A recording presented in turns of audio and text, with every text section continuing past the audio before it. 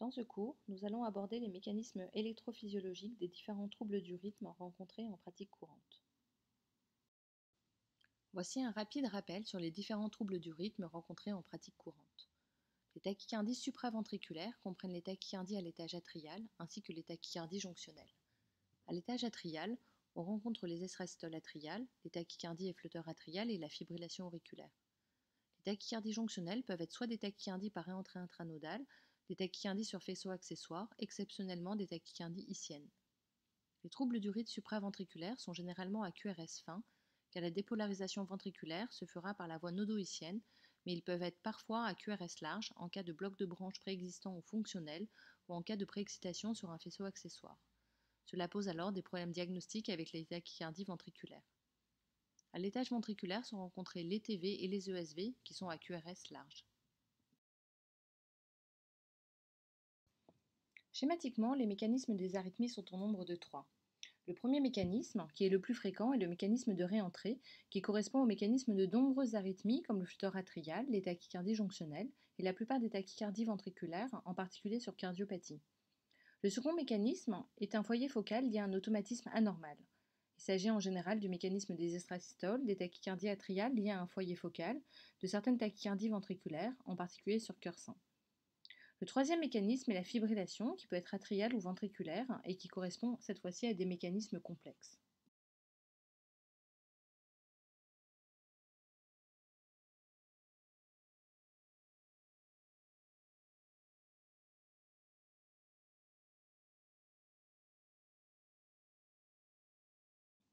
Le mécanisme de réentrée est le mécanisme le plus fréquent.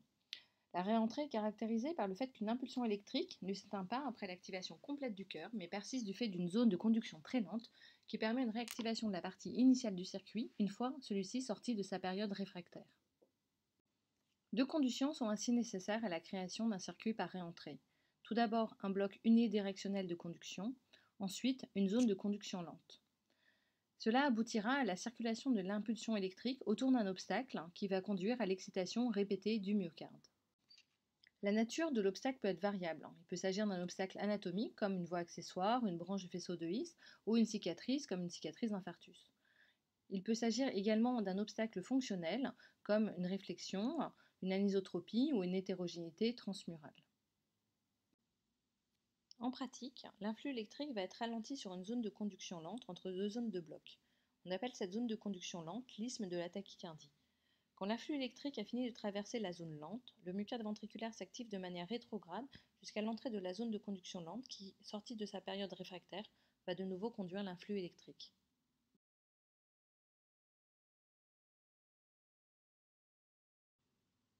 Les tachycardies jonctionnelles sont un autre type fréquent de tachycardie par réentrée. La forme la plus fréquente est la réentrée intranodale dont le circuit se situe au sein du nœud auriculo-ventriculaire.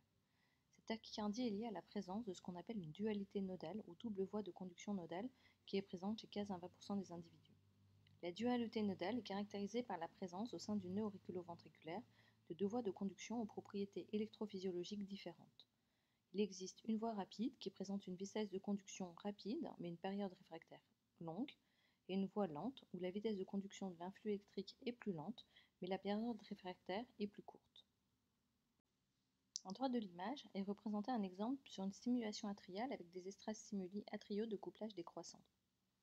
Lorsque l'on diminue le couplage de l'extrasystole, la conduction est décrémentielle via la voie rapide avec un intervalle AH décrémentiel mais qui reste courte, ceci entouré en rouge. Pour un couplage de 300 millisecondes, la conduction AH devient longue d'un coup. C'est ce que l'on appelle un saut de conduction qui est considéré comme significatif à plus de 50 millisecondes et qui correspond à un blocage de l'influx électrique sur la voie rapide et un passage par la voie lente avec un intervalle AH long. Dans des circonstances favorisantes, comme expliqué avant, une extrasystole à couplage court peut être alors bloquée dans la voie rapide, qui a une période réfractaire courte, et passer par la voie lente.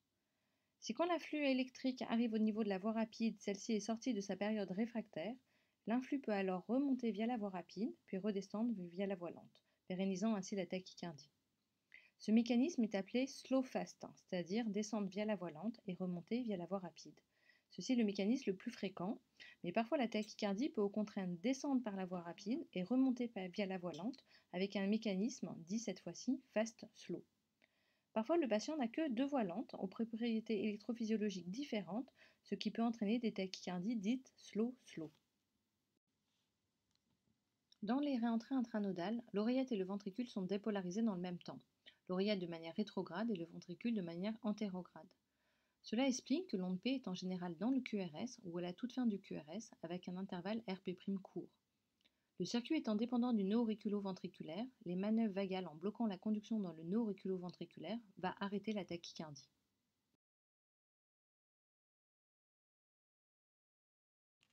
Voici un exemple typique de tachycardie par réentrée intranodale avec une onde P rétrograde et un intervalle RP' court arrêté par strigadine.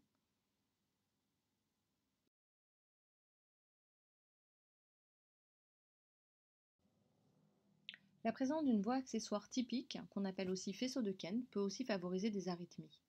Il s'agit de la présence de fibres musculaires ectopiques au niveau de l'anneau tricuspido-mitral, permettant la conduction rapide de l'afflux électrique des oreillettes au ventricule, ou inversement, sans emprunter la voie nodoïcienne.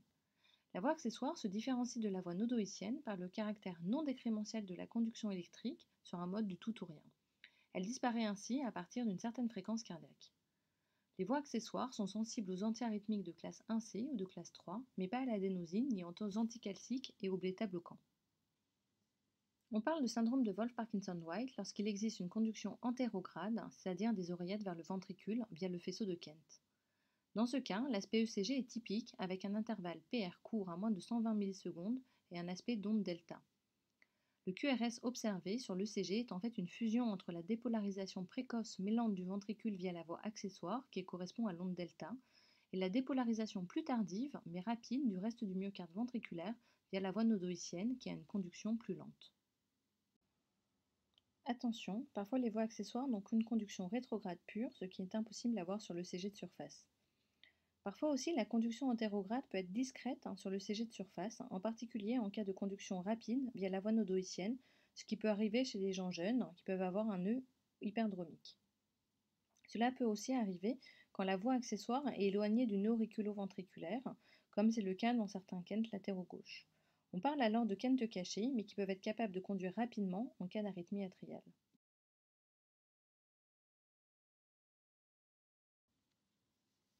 Le principal risque du syndrome de Wolff-Parkinson-White, avec donc une conduction antérograde par définition, réside dans le fait que ces faisceaux peuvent parfois conduire vers le ventricule jusqu'à des fréquences très élevées. Ainsi, le nœud auriculo-ventriculaire présente des propriétés décrémentielles avec un phénomène de type Van-Quebach pour des fréquences atriales élevées, ce qui permet de ralentir la conduction ventriculaire des arythmies supraventriculaires. Mais ceci n'est pas le cas pour toutes les voies accessoires qui ont une conduction non décrémentielle avec un phénomène du tout ou rien. Certaines, considérées alors comme malignes, peuvent conduire avec des fréquences au-delà de 150 par minute. Le risque principal réside dans le risque de survenue d'une fibrillation atriale, qui est l'arythmie clinique dans 20% des cas. Si le patient passe en F1, qui est une arythmie très rapide par définition, l'influx sera bloqué dans la voie nodoïcienne, mais conduira de manière rapide via le faisceau accessoire, donnant un aspect caractéristique sur l'ECG dit de super-Wolff. On aura un aspect caractéristique dit en accordéon, c'est-à-dire avec des QRS irréguliers, plus ou moins larges, avec une morphologie variée selon la prédominance de la voie utilisée, accessoire ou nodale pour chaque complexe. La FA est dangereuse si la période réfractaire du Kent est courte, inférieure à 250 millisecondes.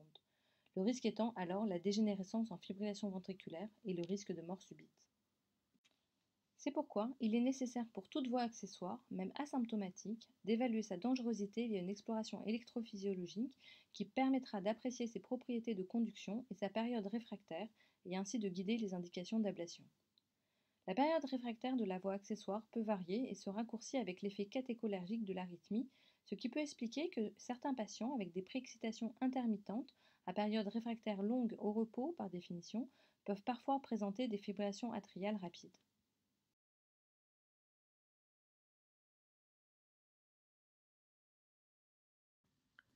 La présence d'une voie accessoire favorise la survenue de tachycardie jonctionnelle empruntant la voie accessoire. La forme la plus fréquente est la tachycardie dite orthodromique, c'est-à-dire qui descend vers le ventricule par la voie nodoïcienne et remonte vers l'oreillette par la voie accessoire.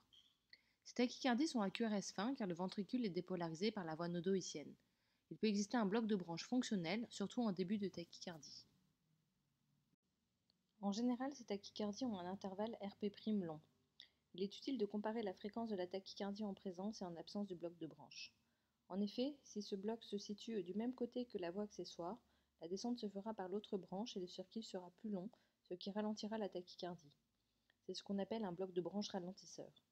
Par exemple, une tachycardie orthodromique survenant sur un quinte latéral gauche rétrograde diminuera la fréquence de la tachycardie. Dans les tachycardies dites antidromiques, la conduction antérograde emprunte la voie accessoire et la remontée emprunte la voie nodoïcienne. Ainsi, les QRS dépolarisés via le faisceau accessoire auront un aspect de préexcitation maximale avec des QRS larges. A noter que les tachycardies antidromiques surviennent souvent sur des voies accessoires multiples. Ces tachycardies antidromiques et orthodromiques dépendent de la conduction dans le nœud auriculo-ventriculaire et sont donc sensibles à l'adénosine.